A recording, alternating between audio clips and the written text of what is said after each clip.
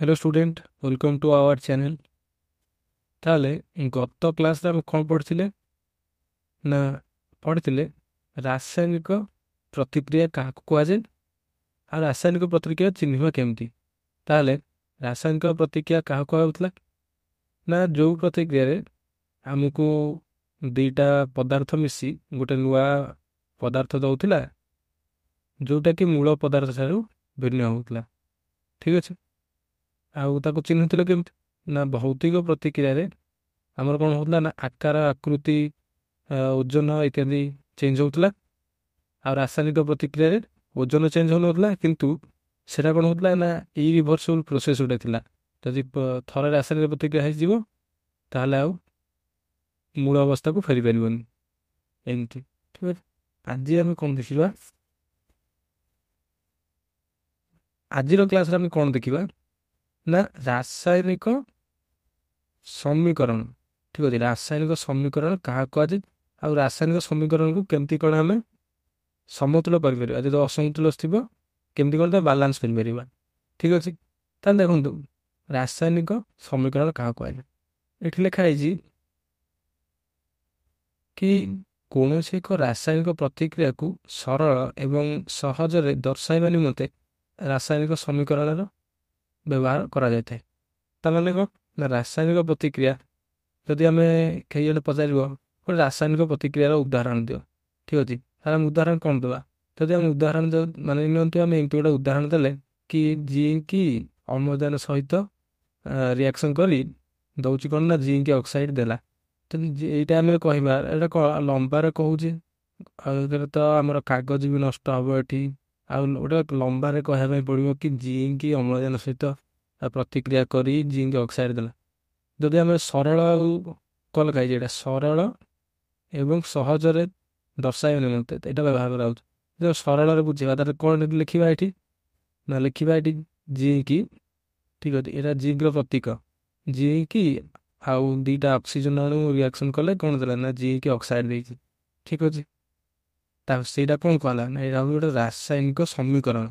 ठीक अच्छे। यहाँ हूँ रासायनिक समीकरण यहाँ बुझेगा क्या गोटे बुझेगा कहले यहाँ सब सहज प्रक्रिया। ठीक अच्छे। ताहले रासायनिक समीकरण दी प्रकार गोटे हूँ शब्द समीकरण गोटे हूँ सांकेतिक समीकरण। शब्द समीकरण कौन शब्द समीकरण हम सब इजी समीकरण। ठीक अच्छे।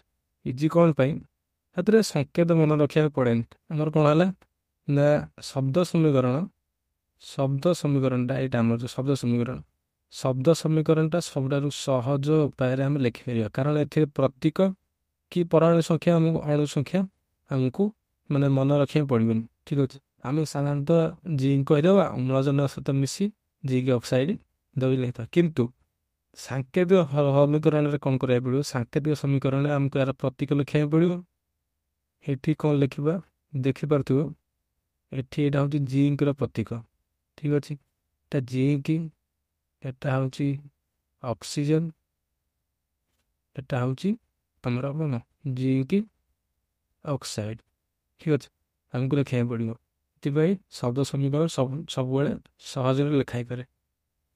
ताहले आगू देखिबा ना कौन रासायनिक समीकरण लिखार प्रणाली।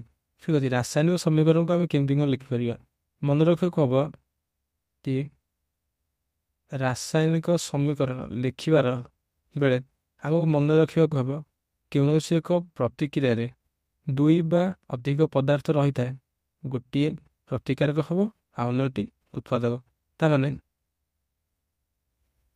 तामान जब देखा এটা কোন এটা ধর মানি নিও গোটে রাসায়নিক সমীকরণ পূর্ব রাসায়নিক সমীকরণ লিখিবি জিঙ্ক প্লস অক্সিজেন দৌতলা কোন জেডএন এ লিখিবি এটা তাহলে এ দুইটা কোন এ দুইটা প্রতিক্রিয়া করিয়া ফଳରେ এটা আমাকে কোন মিলুଛି উৎপাদন মিলুଛି। ঠিক আছে। তাহলে এই দুইটাକୁ ଆମେ কোন କହିବା ନା ପ୍ରତିକାରକ। ঠিক ଅଛି। এই দুইটা ପ୍ରତିକାରକ ଆଉ ସବୁ ମନେ ରଖିଥିବ ପ୍ରତିକାରକ ବାଁ ପଟେ ସବୁବେଳେ ରହିବ ରାସାୟନିକ ସମୀକରଣରେ ଆଉ ଏଇଟା କଣ ମିଳୁଛି ଉତ୍ପାଦ ଉତ୍ପାଦ ଆମକୁ କଣ ମିଳିଲା ନା ଜେଡେନ ଜିଙ୍କ୍ ଅକ୍ସାଇଡ୍ ଆଉ ସବୁବେଳେ ମନେ ରଖିବ ଆମ ଉତ୍ପାଦଟା ଡାହାଣ ସାଇଡରେ ରହିବ। ଠିକ ଅଛି। ରାଇଟ୍ ହ୍ୟାଣ୍ଡ ସାଇଡରେ ରହିବ ସବୁବେଳେ ପାଇଁ ସେଇଠି ତାପରେ ଏଠି ଆହୁରି ଲେଖା ହେଇଛି କଣ ଲେଖା ହେଇଛି ନା କ'ଣ ଲେଖା ହେଇଛି ନା ସର୍ବଦା ପ୍ରତିକାରକ କୋଉଠି ରହୁଛି? ସର୍ବଦା ପ୍ରତିକାରକ ବାମ ପଟେ ରଖାଯାଇଥାଏ ଏବଂ ଉତ୍ପାଦକୁ ଡାହାଣ ପଟେ ରଖାଯାଇଥାଏ। ଠିକ ଅଛି, ପ୍ରତିକାରକ କୋଉ ପଟେ ରଖା ହେଇଛି ଆମର ଏଠି? ଯଦି ଆମେ ଏଠି ଦେଖିବା ପ୍ରତିକାର କୋଉ ପଟେ ରହିଛି? ଲେଫ୍ଟ ହ୍ୟାଣ୍ଡ ସାଇଡରେ ରହିଛି ନାହିଁ, ଆଉ ଉତ୍ପାଦ କୋଉ ପଟେ ରହିଛି? Right hand side. ଠିକ ଅଛି, ତାପରେ ପୁଣି ଗୋଟେ କ'ଣ ଲେଖା ହେଇଛି ନା ପ୍ରତିକାରକ ସଂଖ୍ୟା 1ରୁ ଅଧିକ ହେଲେ ସେମାନଙ୍କ ମଧ୍ୟରେ ଯୁକ୍ତ ଚିହ୍ନର ବ୍ୟବହାର ହୁଏ ଏବଂ ଉତ୍ପାଦକୁ ଚିହ୍ନିବା ପାଇଁ ତୀର ଚିହ୍ନର ବ୍ୟବହାର କରାଯାଏ। ଏଠି ଦେଖିପାରୁଥିବ, ଯଦି ଏଠି ମୁଁ ଦେଖେଇବି, ଏଠି କ'ଣ ଲେଖା ହେଇଛି? ଗୋଟେ ଦିନ ମାନେ ଏଠି ଦୁଇଟା ପ୍ରତିକାରକ ରହୁଛି, ପ୍ରତିକାରକ 1, ପ୍ରତିକାରକ 2। ତାର ଆମେ କେମିତି ଲେଖିବା ନା ତା ମଝିରେ ଗୋଟେ ଯୁକ୍ତ ଚିହ୍ନର ବ୍ୟବହାର କରିବା। ଠିକ ଅଛି, ତାର ଏଇଟା ଉତ୍ପାଦ ଅଛି ତ, ଉତ୍ପାଦକୁ ଦର୍ଶାଇବା ପାଇଁ କ'ଣ କରିବା? ତୀର ଚିହ୍ନ ବ୍ୟବହାର କରୁଛେ। ଠିକ ଅଛି, ରାସାୟନିକ ସମୀକରଣ ଲେଖିଲା ବେଳେ ଆମେ ଏମିତି ଲେଖିବା। କ'ଣ ଲେଖିବା? ଯଦି ଗୋଟେ ଥିବ ତାହେଲେ ଏମିତି ପ୍ରତିକାରକ ଲେଖିବ, ଆଉ ଗୋଟେ ଥିଲେ ମାନେ ସେଟା ଭାଙ୍ଗିକି ଦୁଇଟା ଦଉଛି। ଠିକ ଅଛି, ତା ଭାଙ୍ଗିକି ଦୁଇଟା ଦବ ମାନେ ଉତ୍ପାଦ ପ୍ଲସ୍ ଉତ୍ପାଦ, ମଝିରେ ଉତ୍ପାଦ ପଟେ ବି ଯୁକ୍ତ ଚିହ୍ନ ରହିପାରିବ। ପ୍ରତିକାରକ ଦୁଇଟା ରହୁଛି, ପ୍ରତିକାରକ ପ୍ଲସ୍ ପ୍ରତିକାରକ, ତାହେଲେ କ'ଣ ହବ ନା ତୀର ତୀର ଦେଇକିନା ଉତ୍ପାଦ ଆମକୁ ଗୋଟେ କିମ୍ବା ଦୁଇଟା ମିଳିଲେ ବି ସେ ଦୁଇଟା ଲେଖିପାରିବ, ଗୋଟେ ମିଳିଲେ ଆମେ ଗୋଟେ ଉତ୍ପାଦ ଲେଖିବ। ଯଦି ଦୁଇଟା ମିଳୁଛି ଯୁକ୍ତ ଚିହ୍ନ ଦେଇ ଦୁଇଟା ଉତ୍ପାଦ ଲେଖିବ। ଠିକ ଅଛି, ତାହେଲେ ଏମିତି ଭାବରେ ଆମେ କ'ଣ ଲେଖିପାରିବା? ଆମର ରାସାୟନିକ ସମୀକରଣ ସବୁ ଲେଖାଯାଏ। ଠିକ ଅଛି, ତାହେଲେ ଏଠି ଏବେ ଦେଖିବା ରାସାୟନିକ ସମୀକରଣକୁ ତଥ୍ୟଯୁକ୍ତ କେମିତି କରିବା। ରାସାୟନିକ ସମୀକରଣକୁ ତଥ୍ୟଯୁକ୍ତ କେମିତି କରିବା? ତାହେଲେ ରାସାୟନିକ ସମୀକରଣକୁ ଏଠି କ'ଣ ଲେଖା ହେଇଛି ଆମର ନା ରାସାୟନିକ ସମୀକରଣକୁ ତଥ୍ୟଯୁକ୍ତ କରିବାକୁ ହେଲେ ସର୍ବପ୍ରଥମେ ଆମକୁ ରାସାୟନିକ ପଦାର୍ଥର ଭୌତିକ ଅବସ୍ଥାକୁ ଦର୍ଶାଇବାକୁ ହୋଇଥାଏ। ଯେପରି କଠିନ ପାଇଁ ସଲିଡ୍, ତରଳ ପାଇଁ ଲିକ୍ୱିଡ ବା ଏଲ୍ ଲେଟର ପ୍ରଥମ ଅକ୍ଷର ବ୍ୟବହାର ହେଉଛି, ଗ୍ୟାସ୍ ପାଇଁ G, ଆଉ ଜଳୀୟ ଦ୍ରବଣ ପାଇଁ ଆକ୍ୱେସ୍ ସଲ୍ୟୁସନ୍। ତାହେଲେ ଯଦି ମୁଁ ଗୋଟେ ଆମର ମାନେ ରାସାୟନିକ ସମୀକରଣ ନେବି, Zn ପ୍ଲସ୍ O2, ଟିକେ ଭୁଲ ହେଲା, Zn ପ୍ଲସ୍ O2 ତୀର ଚିହ୍ନ ZnO, ତାହେଲେ ଏଠି କ'ଣ ଦେବି? Zn ଟା କ'ଣ G କି? ଠିକ ଅଛି, G ଟା ଆମର ଅଛି କ'ଣ କଠିନ ଅବସ୍ଥାରେ। କଠିନ ପାଇଁ ଆମେ କ'ଣ ଲେଖିଛି ଏଠି? ସଲିଡ୍ ଲେଖିଛି। ଠିକ ଅଛି, S ମାନେ ସଲିଡ୍, ଏଇଟା ସଲିଡ୍, L ହେଉଛି ଲିକ୍ୱିଡ, ଗ୍ୟାସ୍ G ହେଉଛି ଗ୍ୟାସ୍, ଏଟା ହେଉଛି ଆକ୍ୱେସ୍। ଠିକ ଅଛି, ଜିଙ୍କର ଡାହାଣ ପଟରେ ଗୋଟେ ସ୍ମଲ୍ ଆମର S ଲେଟର ଲେଖିବା, ଆଉ ଅକ୍ସିଜେନ୍ ହେଉଛି ଗୋଟେ ଗ୍ୟାସ୍। ଠିକ ଅଛି, ଆମେ ଏଠି G ଲେଖିବା, ଆଉ Zn ଆମ କ'ଣ ମିଳିବ? Zinc oxide. ଠିକ ଅଛି, ଜିଙ୍କ୍ ଅକ୍ସାଇଡ୍ ମିଳିଲା ଏଥିରେ। ତାହେଲେ ତଥ୍ୟଯୁକ୍ତ କରିବା ଏମିତି ଲେଖିପାରିବା। ଆଉ ଯଦି ଆକ୍ୱେସ୍ ସଲ୍ୟୁସନ୍ କହିବି, ଆକ୍ୱେସ୍ ସଲ୍ୟୁସନ୍ କ'ଣ? ଯଦି ଗୋଟେ ଲୁଣ ପାଣି ମାନେ ଏମିତି ଆମେ କହିପାରିବା H2O। ଠିକ ଅଛି, ହାଇଡ୍ରୋଜେନ୍ ପ୍ଲସ୍ O2 ଆମକୁ କ'ଣ ଦେଇଛି ନା H2O ଦେଉଛି।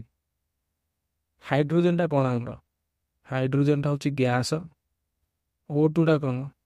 ଗ୍ୟାସ୍ ଅକ୍ସିଜେନ୍, ଆଉ H2Oଟା କ'ଣ ଆମର ହେଉଛି ୱାଟର। ୱାଟରଟା କ'ଣ ଆମର?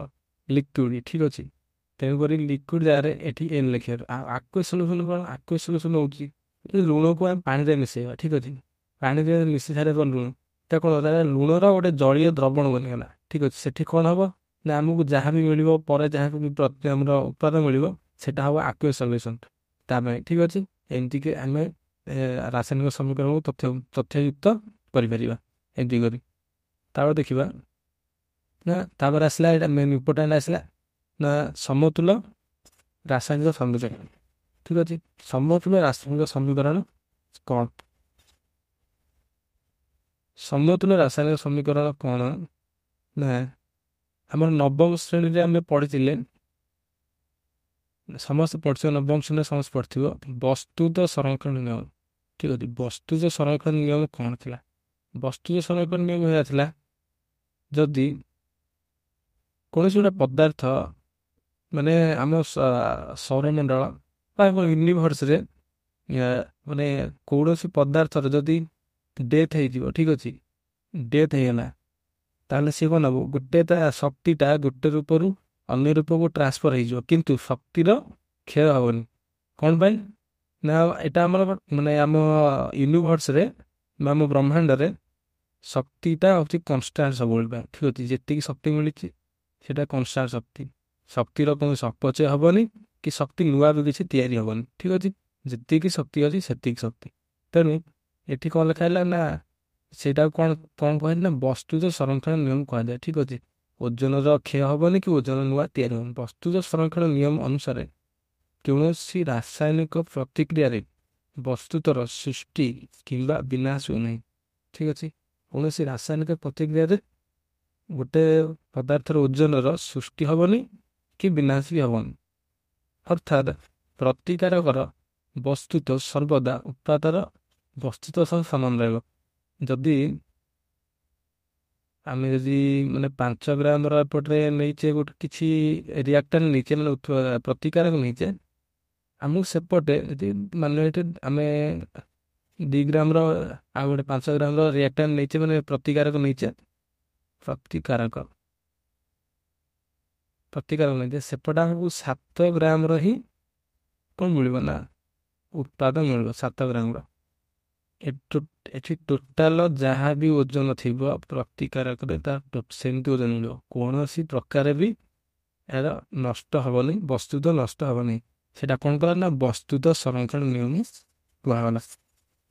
ଠିକ୍ ଅଛି, ଆଉ ତାପରେ କ'ଣ ଲେଖା ହେଇଛି, ଅର୍ଥାତ୍ ପ୍ରତିକ୍ରିୟାରେ ଭାଗ ନେଇଥିବା ମୌଳିକର ପରମାଣୁ ସଂଖ୍ୟା ଉତ୍ପାଦର ପରମାଣୁ ସଂଖ୍ୟା ସହ ସମାନ ରହିବ। ମାନେ ପ୍ରତିକାରକରେ ମାନେ 2ଟା ଅକ୍ସିଜେନ ଭାଗ ନେଇଛି ତ ଉତ୍ପାଦ ବି ଆମକୁ 2ଟା ଅକ୍ସିଜେନ ହିଁ ମିଳିବ। ଉତ୍ପାଦ ପଟରେ ହିଁ 2ଟା ଅକ୍ସିଜେନ ବି ଥିବ। ଯଦି କ'ଣ ଲେଖା ନା ଯଦି କୌଣସି ସମୀକରଣରେ ପରମାଣୁ ସଂଖ୍ୟା ସମାନ ନଥିବ, ମାନେ ଉତ୍ପାଦ ପଟରେ ଯେତିକି ପରମାଣୁ ସଂଖ୍ୟା ମାନେ ପ୍ରତିକାରକ ପଟରେ ଯେତିକି ପରମାଣୁ ସଂଖ୍ୟା ଉତ୍ପାଦ ପଟରେ ସମାନ ନଥିବ, ତାହା କ'ଣ କୁହାଯିବ ନା ଅସମତୁଲ୍ୟ ସମୀକରଣ କୁହାଯିବ। ଏଠି ଗୋଟେ ଏକ୍ଜାମ୍ପଲ ଦିଆହେଇଛି।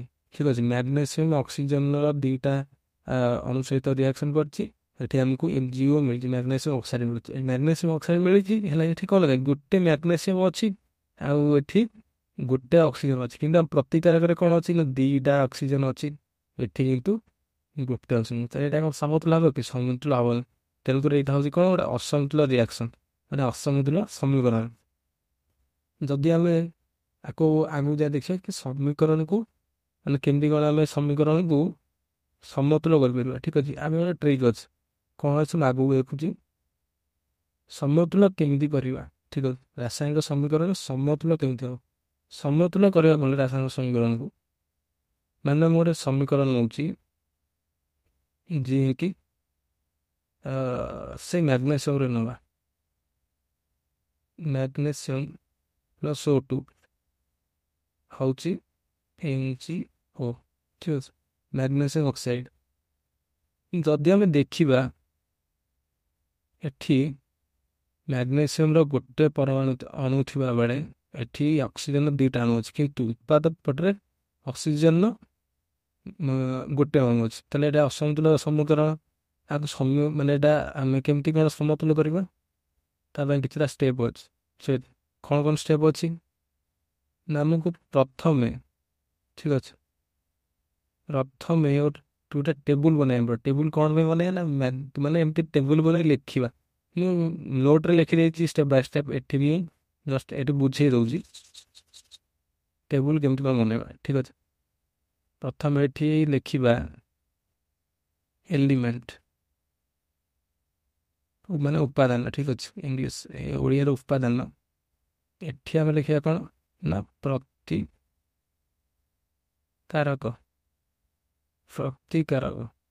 ଏଠି ଲେଖିବ କ'ଣ ନା ଉତ୍ପାଦ। ଠିକ୍ ଅଛି, ଉତ୍ପାଦ। ତାହେଲେ ମାନେ ଏଠି କ'ଣ ଲେଖିବା, ଏଲିମେଣ୍ଟ ଆମର କେଇଟା ଏଲିମେଣ୍ଟ ଅଛି, ମ୍ୟାଗ୍ନେସିୟମ ଅଛି, ଗୋଟେ ଅକ୍ସିଜେନ ଅଛି। ଠିକ୍ ଅଛି, ଆମେ ଏଠି 2ଟା ଗାର ଟାଣିଦେଲେ, ଗୋଟେ ଦେଖିଲେ ମ୍ୟାଗ୍ନେସିୟମ, ଗୋଟେ ଦେଖିଲେ ଅକ୍ସିଜେନ। ଏମିତି ଟେବୁଲ ବନେଇବ, ଏଇ ଷ୍ଟେପ୍ ବାଇ ଷ୍ଟେପ୍ କରାଯିବ। ତାପରେ କାଉଣ୍ଟ କରିବ, କ'ଣ କାଉଣ୍ଟ କରିବ, ସବୁବେଳେ ପାଇଁ ଆମର ମାନେ ଯୋଉଟା ବଡ଼ ଯୌଗିକ ଅଛି ଆମ ପ୍ରତିକ୍ରିୟାର ସେଇପଟରୁ ହିଁ କାଉଣ୍ଟ କରିବା। ଆମର ବଡ଼ ଯୌଗୀୟ ପ୍ରତିକ୍ରିୟାର କୋଉଠି ଅଛି? ଏଇଟା ଉତ୍ପାଦ ପଟରେ ଅଛି, ମ୍ୟାଗ୍ନେସିୟମ୍ ଅକ୍ସାଇଡ୍।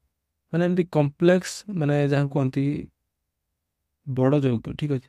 ଏଠି ମ୍ୟାଗ୍ନେସିୟମର କେଇଟା ଅଣୁ ଅଛି? ନା ଗୋଟେ ଅଛି, ଠିକ୍ ଅଛି। କିଛି ନାହିଁ ମାନେ ଏଠି ଗୋଟେ ଥିବ, କିଛି ନାହିଁ ମାନେ ଏଠି ଗୋଟେ ଅଛି। ସେଇଟା ବି କୋଉ ପଟରେ ଥିଲା? ଉତ୍ପାଦ ପଟରେ। ତାହେଲେ ଏଠି କ'ଣ ଲେଖିବା? 1, ଠିକ୍ ଅଛି, ଗୋଟେ ମ୍ୟାଗ୍ନେସିୟମ୍। ଅକ୍ସିଜେନର ବି ସେମିତି କିଛି ନାହିଁ ମାନେ 1 ଅଛି। ତାହେଲେ ଏଠି ଆମେ ସେଇ 1 ଲେଖିଲେ, ଠିକ୍ ଅଛି। ଆକୁ ମୁଁ ଲିଭେଇ ଦେଉଛି ବର୍ତ୍ତମାନ, ଏମିତି ଓ, ଠିକ୍ ଅଛି। ତାପରେ ଏବେ କାଉଣ୍ଟ କରିବା କୋଉଠୁ? ନା ଏପଟେ ପ୍ରତିକାରକର ମ୍ୟାଗ୍ନେସିୟମ୍ କିଛି ନାହିଁ ମାନେ 1 ଅଛି, ଠିକ୍ ଅଛି। 1। ଅକ୍ସିଜେନର କିନ୍ତୁ କ'ଣ ଅଛି? ନା 2ଟା ଅଛି, ଠିକ୍ ଅଛି, 2ଟା ଅଣୁ ଜାଗାରେ ଅଛି। ତାହେଲେ ଏଠି ଲକ୍ଷ୍ୟ କରୁଥିବ ମ୍ୟାଗ୍ନେସିୟମ୍ ତ ଠିକ୍ ଅଛି, ଅକ୍ସିଜେନ ଏଠି 2ଟା ଥିବା ବେଳେ ଏଠି ଗୋଟେ ଅଛି, ମାନେ ଏଟା ସମତୁଲ ହେଉଛି, ଠିକ୍ ଅଛି। ଅକ୍ସିଜେନ ପାଇଁ ସମତୁଲ ଆମେ କେମିତି କରିବା? ସମତୁଲ କରିବାକୁ ହେଲେ ଏଠି ଆମେ କାଉଣ୍ଟ କରିଦେଲେ ଆମକୁ କିଛି ନମ୍ବର ଲେଖିବାକୁ ପଡ଼ିବ, ଠିକ୍ ଅଛି। ଏଟା ଲେଖା ହେଇଛି ତ, ଆମକୁ ନମ୍ବର ଲେଖିବାକୁ ପଡ଼ିବ। କ'ଣ ଲେଖିବାକୁ ପଡ଼ିବ? ଆମେ ତ ଗଣି ସାରିବା କୋଉଠି କେତେ କ'ଣ ଆମର ଲାଗିଲେ ଆମେ ସମୀକରଣ କରିବା କେତେଟା କୋଉଠି ନମ୍ବର ଲାଗିବ। ମ୍ୟାଗ୍ନେସିୟମ୍ ଲକ୍ଷ୍ୟ କଲେ ସମାନ ଅଛି, ତାହେଲେ ଅକ୍ସିଜେନ ହିଁ ଭୁଲ ଅଛି। ଅକ୍ସିଜେନ ପ୍ରତିକାରକ ପଟେ ଗୋଟେ ଅକ୍ସିଜେନ ଅଛି, ଠିକ୍ ଅଛି। ମାନେ ଏଠୁ ଗୋଟେ ମୁଁ ଲେଖି ଦେଉଛି ବୁଝିବା ପାଇଁ, ଗୋଟେ ଅକ୍ସିଜେନ ଅଛି, ଏପଟେ କିନ୍ତୁ 2ଟା ଅଛି। ତାହେଲେ ଆକୁ 2ଟା କରିବାକୁ ହେଲେ ଅକ୍ସିଜେନ ଏପଟରେ, ତାକୁ କେମିତି କ'ଣ 2ଟା କରିବା? କେବେ ମାନେ ଏଠି କେବେ 2 ଲେଖିବନି, ଠିକ୍ ଅଛି। ଏଠି କେବେ ଯଦି 2 ଲେଖିବୁ ମାନେ ଏଟା ଭୁଲ। ଏଠି କେବେ 2 ଲେଖା ହବ ନା, ତା ମୂଳରେ ହିଁ ଲେଖା ହବ। ଯୋଉ ଯୌଗିକର କି ମୌଳିକ ଥିବ, ଯଦି ମୌଳିକର ମୂଳରେ ହିଁ 2 ଲେଖିବ, ଠିକ୍ ଅଛି। କ'ଣ ହବ? ନା 2 ଏଠି ହେଉଛି କେତେଟା? ଏଠି ଆମେ 2 ଲେଖିଲେ ମୂଳରେ ଅଛି ଗୋଟେ ଅକ୍ସିଜେନ। ଯଦି ଆମେ ଗୁଣିଯିବା ତାହେଲେ ଏଠି କ'ଣ ହବ? 2ଟା ଅକ୍ସିଜେନ ହେଇଗଲା, ଠିକ୍ ଅଛି। ତାହେଲେ ମୁଁ ଏଠି ଲେଖିଦେଉଛି, ଆମେ ଏଠି 2 ଲେଖିଦେଲେ ତାହେଲେ ଆମକୁ 2ଟା ଅକ୍ସିଜେନ ହେଇଗଲା। 2ଟା ଅକ୍ସିଜେନ ହେଲା, କିନ୍ତୁ ଏପଟେ କ'ଣ ହେଲା? ମ୍ୟାଗ୍ନେସିୟମର ବି 1 ଅଛି, ମ୍ୟାଗ୍ନେସିୟମ ବି ତ ଗୁଣା ହବ। ମ୍ୟାଗ୍ନେସିୟମ ଗୁଣିଲେ କ'ଣ ହବ? ସେଠି ବି 1 3 2, 2ଟା ମ୍ୟାଗ୍ନେସିୟମ ହେଇଗଲା ଉତ୍ପାଦ ପଟରେ। ପୁଣି ଏଠି ଆମେ 2 ଲେଖିଲେ 2ଟା ମ୍ୟାଗ୍ନେସିୟମ, ପୁଣି କ'ଣ ହେଲା? ଅକ୍ସିଜେନ ସମାନ ହେଇଗଲା, ହେଲେ ମ୍ୟାଗ୍ନେସିୟମ ପୁଣି ଥରେ ଆଡ଼ଭାନ୍ସ ହେଲା। ତାପରେ କ'ଣ କରିବ? ନା ଏଠି ବି ପ୍ରତିକାରକ ପଟେ ଆମର ଅଛି କ'ଣ? ଗୋଟେ ମ୍ୟାଗ୍ନେସିୟମ ଅଛି। ଯଦି ଆମେ ଏଠି 2 ଲେଖିଦେବା ତାହେଲେ ଗୁଣା ହେଇଗଲେ କ'ଣ ହବ? ଆମକୁ ଏଠି 2 ମିଳିଯିବ, ଠିକ୍ ଅଛି। ସେଥିପାଇଁ ଆମେ ଏଠି 2 ଏଠି ଦେଇଦେବେ, ଏଠି ଗୁଣା ହେଇଗଲା 2। ଏବେ ଦେଖ, ଏବେ ଯଦି ଆମେ କାଉଣ୍ଟ କରିବା, ମ୍ୟାଗ୍ନେସିୟମର ବି 2ଟା, ପ୍ରତିକାର ପଟେ 2ଟା ମ୍ୟାଗ୍ନେସିୟମ, ଉତ୍ପାଦ ପଟେ 2ଟା ମ୍ୟାଗ୍ନେସିୟମ। ଆଉ ଅକ୍ସିଜେନ ବି 2ଟା ଅକ୍ସିଜେନ ଅଛି ଏପଟରେ, ସେପଟରେ ବି 2ଟା ଅକ୍ସିଜେନ। ତାହେଲେ ଏଟା କ'ଣ କହିଲା? ଗୋଟେ ସମତୁଲ୍ୟ ସମୀକରଣ। ତାହେଲେ ଆମେ ଯଦି ପୂର୍ବରୁ କ'ଣ ଥିଲା? ପୂର୍ବରୁ ଏମିତି ସମୀକରଣ ଥିଲା, Mg + O2 ଥିଲା କ'ଣ? MgO। ଏବେ ଏଟା ଥିଲା କ'ଣ? ଅସମତୁଲ୍ୟ, ଠିକ୍ ଅଛି। ସମତୁଲ, ତାକୁ ସମତୁଲ କଲା ପରେ କେମିତି ହେଲା? ନା 2Mg + O2 2MgO। ଏଟା କିନ୍ତୁ କ'ଣ ହେଲା? ନା ସମତୁଲ ହେଇଗଲା, ଠିକ୍ ଅଛି। ଏବେ ଯଦି ବର୍ତ୍ତମାନ ଆମେ ଯଦି ଗୋଟେ ଏକ୍ଜାମ୍ପଲ ନେବା, ମାନେ ସମତୁଲ କରିବାକୁ ଚେଷ୍ଟା କରିବା, ତାହେଲେ ଗୋଟେ ରିଆକ୍ସନ୍ ହେଉଛି ପୋଟାସିୟମ ୱାଟର ସହିତ ରିଆକ୍ସନ୍ କରି କ'ଣ ଦେଉଛି? ନା ପୋଟାସିୟମ ହାଇଡ୍ରୋକ୍ସାଇଡ୍ ଆଉ ହାଇଡ୍ରୋଜେନ ଗ୍ୟାସ୍, ଠିକ୍ ଅଛି, ଦେଉଛି। ଯଦି ଆମେ ଲକ୍ଷ୍ୟ କରିବ, ଯଦି ମୁଁ ଟେବୁଲ ବନେଇବି, ଉପାଦାନ ପ୍ରତିକାରକ ଉତ୍ପାଦ, ଠିକ୍ ଅଛି। ଯଦି ମୁଁ ଟେବୁଲ ବନେଇବି, ଏଠି ଲକ୍ଷ୍ୟ କରିବ, ଗୋଟେ ଆମେ ଯଦି ବଡ଼ ଏଲିମେଣ୍ଟ ନେଉଛି, ମାନେ ପୋଟାସିୟମ ହାଇଡ୍ରୋକ୍ସାଇଡ୍ ବଡ଼ ଏଲିମେଣ୍ଟକୁ ଯଦି ନେଉଛେ, ଲକ୍ଷ୍ୟ କରୁଛେ, ତାହେଲେ ଏଠି କ'ଣ ମିଳିଛି? ଆମ ପୋଟାସିୟମ ଗୋଟେ ଅଛି, ଅକ୍ସିଜେନ ଅଛି, ହାଇଡ୍ରୋଜେନ ଏଲିମେଣ୍ଟ ଅଛି ସେଠି। ଏ ଜାଗାରେ ଆମେ ଯଦି ପ୍ରତିକାରକ ପଟ ଲକ୍ଷ୍ୟ କରିବ, ପୋଟାସିୟମ କେଇଟା ଅଛି? ଏଠି କିଛି ନାହିଁ, ମାନେ ଆମର ଗୋଟେ ପୋଟାସିୟମ ଅଛି, ଅଛି ଗୋଟେ ପଟାସିୟମ। ଅକ୍ସିଜେନ ପଟରେ ଦେଖିବ ଏଠି ପ୍ରତିକାରକ ପଟରେ ଅକ୍ସିଜେନ ଏଠି କିଛି ନାହିଁ, ମାନେ ଗୋଟେ ଅକ୍ସିଜେନ ଅଛି, ଗୋଟେ ଅକ୍ସିଜେନ ଅଛି ଏଠି। ତାପରେ ଏଠି ଲକ୍ଷ୍ୟରୁ ହାଇଡ୍ରୋଜେନ କେଇଟା ଅଛି, 2 ଲେଖା ଅଛି, ମାନେ 2ଟା ହାଇଡ୍ରୋଜେନ ଅଛି। ଏଠି ଯୋଉ ଉତ୍ପାଦ ପଟରେ ପ୍ରଡକ୍ଟ ସାଇଡରେ ଆମର କଣ ଅଛି ନା ପୋଟାସିୟମ ସଂଖ୍ୟା କେତେ, ଏଠି କିଛି ନାହିଁ, ଏଟା ମୁଁ ଲିଭେଇ ଦଉଛି। ପୋଟାସିୟମର ସଂଖ୍ୟା କେତେ, ଏଠି କିଛି ନାହିଁ, ମାନେ 1 ଅଛି, 1 ଅଛି। ଅକ୍ସିଜେନ ଏଠି କେଇଟା ଅଛି, କିଛି ନାହିଁ, ମାନେ 1 ଅଛି, ମାନେ ଗୋଟେ। ଆଉ ହାଇଡ୍ରୋଜେନ ସଂଖ୍ୟା ବି ସେମିତି କିଛି ନାହିଁ, ମାନେ 1 ଅଛି। କିନ୍ତୁ ଏଠି ଯେଟା ଅଛି ନା 2ଟା ହାଇଡ୍ରୋଜେନ ଅଛି। ଟୋଟାଲ ମିଶି 3ଟା ହାଇଡ୍ରୋଜେନ ହଉଛି, କିନ୍ତୁ ଏପଟରେ କଣ ହଉଛି ପ୍ରତିକାରକ ପଟେ 2ଟା ହାଇଡ୍ରୋଜେନ। ତେଣୁକରି ଏଇଟା ମ୍ୟାଚ୍ ହଉନି, ମ୍ୟାଚ୍ ମାନେ ଏଇଟା ଅସନ୍ତୁଳ ସମୀକରଣ। କାହିଁକିନା ଏଇ ପୋଟାସିୟମ ଏପଟେ ତ ଏଇ ପୋଟାସିୟମ ତ ମିଶି ଯାଉଛି ଏ ସାଙ୍ଗରେ, ଆଉ ଏଠୁ ଅକ୍ସିଜେନ ସଂଖ୍ୟା ବି ସମାନ ଅଛି, କିନ୍ତୁ ହାଇଡ୍ରୋଜେନ ସଂଖ୍ୟା ସମାନ ନାହିଁ। ତେଣୁକରି ଏଇଟା ଅସନ୍ତୁଳ ସମୀକରଣ ହେଇଗଲା ଏଇଠି। ତାହେଲେ ଏବେ ସମତୁଲତା କେମିତି କରିବା, କ'ଣ ସମତୁଲ କରିବାକୁ ହେଲେ ମୁଁ କ'ଣ କହିଥିଲି ନା ହିସାବ କରିବାକୁ ପଡ଼ିବ। କେମିତି ମୁଁ ଯଦି କରିବି, କେମିତି ଯଦି ମୁଁ କାଲକୁଲେସନ୍ ଏମିତି କରିବାକୁ ପଡ଼ିବ କି ପରେ ଯେମିତି ମୋର ସମାନ ଆସିବ ସବୁ କିଛି। ଯଦି ମୁଁ ଏଇଠି ଯଦି ମୁଁ 2ଟା 2 ଗୋଟେ ଗୋଟେ ଲଗେଇଦେଲି, 2 ଲଗେଇ ଦେଇଛି, 2 ଲଗେଇଦେଲି, ତାହେଲେ କ'ଣ ହବ ଏଠି, ଏଠି କ'ଣ ହବ ପୋଟାସିୟମର ସଂଖ୍ୟା 2 ହେଇଯିବ, ମାନେ ଥିଲା ମାନେ 2 ହେଇଯିବ, ଏଠି 2ଟା ହେଇଯିବ। ଅକ୍ସିଜେନରେ ବି 2 ଲାଗିଗଲା, ଏଠି 2ଟା ହେଇଯିବ। ହାଇଡ୍ରୋଜେନରେ ବି 2 ଲାଗିଗଲା, ଠିକ୍ ଅଛି। ଏଟା ଟୋଟାଲ ଲିଭେଇ ଦେଉଛି। ହାଇଡ୍ରୋଜେନରେ ବି 2 ଲାଗିଗଲା, ଠିକ୍ ଅଛି। ଏଠି ମାନେ 1 ଥିଲା ନା, ଏଠି 1 ଥିଲା ନା, ଏଠି ବି 2 ହେଇଗଲା, ଠିକ୍ ଅଛି। 2 ଲାଗିଗଲା, ପ୍ଲସ୍ ଏଠି କ'ଣ ହେଲା, ଇଏ ହାଇଡ୍ରୋଜେନ ମିଶିକି 4ଟା ହାଇଡ୍ରୋଜେନ ହେଇଗଲା। କିନ୍ତୁ ଏପଟରେ କ'ଣ ହେଲା, ଇଏ ସମସ୍ତେ ଅନବାଲାନ୍ସ ହେଇଗଲେ, ମାନେ ଏପଟେ ମ୍ୟାଚ୍ ହଉନି। ତେଣୁ ପୋଟାସିୟମରେ ଯଦି ମୁଁ 2 ଲଗେଇଦେବି, ଏଠି 1 ସାଙ୍ଗରେ ମିଶି କ'ଣ ହବ ନା 2 ଦେବ, ମାନେ ଏଠି ପୋଟାସିୟମ ସମାନ ହେଇଗଲା। ଆଉ ରହିଲା ଅକ୍ସିଜେନ। ଅକ୍ସିଜେନ ଦେଖିବ, ଏପଟେ ଦେଖିବ ଅକ୍ସିଜେନ ମାନେ ଆମର ଗୋଟେ ଅକ୍ସିଜେନ ଅଛି, ଠିକ୍ ଅଛି। ଆକୁ ଆମେ 2 କେମିତି କରିବ, 2 କରିବାକୁ ହେଲେ ମୁଁ କ'ଣ କହିଥିଲି ନା ଏଠି ତ ଆମେ 2 ଲଗେଇ ପାରିବାନି ନା, ଏଇଠି ଆମେ 2 ଲଗେଇଦେବା। 2 ଲଗେଇଦେଲେ କ'ଣ ହେଉଛି, ଏଠି ଏ ଯେଉଁ ଅକ୍ସିଜେନ ଅଛି 1 ଅଛି, ଆ ସାଙ୍ଗରେ ମିଶି 2ଟା ଅକ୍ସିଜେନ ହେଇଯାଉଛି, 2ଟା ଅକ୍ସିଜେନ ହେଲା। ତାପରେ ଏଠି କ'ଣ ହେଲା,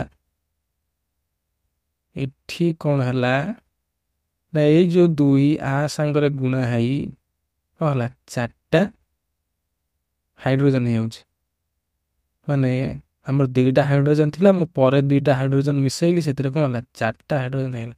ଏବେ ଯଦି ଲକ୍ଷ୍ୟ କରିବ, ଆମ ପୋଟାସିୟମ କେଇଟା ହେଇଯାଇଛି, ଏପଟେ 2ଟା ପୋଟାସିୟମ, ଉତ୍ପାଦ ପଟରେ 2ଟା ପୋଟାସିୟମ। ଅକ୍ସିଜେନ କ'ଣ ହେଇଛି ନା 2ଟା ଅକ୍ସିଜେନ ଏପଟରେ, ଆମ ଉତ୍ପାଦରେ 2ଟା ଅକ୍ସିଜେନ।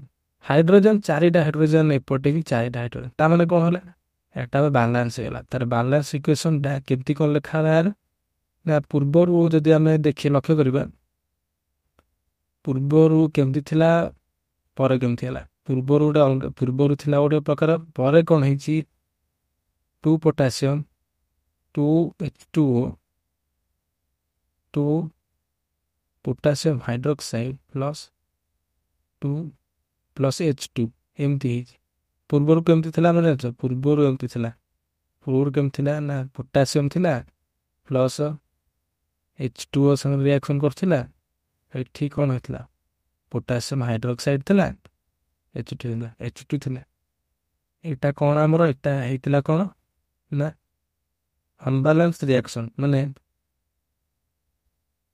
ଅସନ୍ତୁଳ ପ୍ରତିକ୍ରିୟା, ମାନେ ସମୀକରଣ,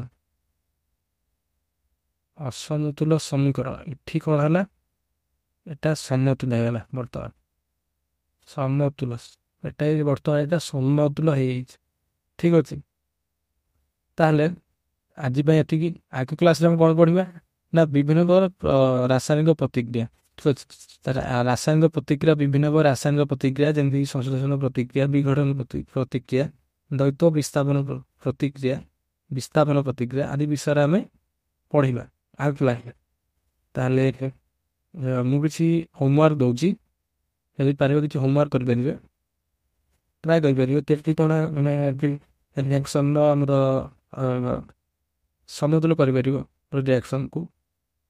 ହୋମୱାର୍କଟା ରହିଲା ଏମିତି ମୁଁ ଲେଖୁଛି ବର୍ତ୍ତମାନ।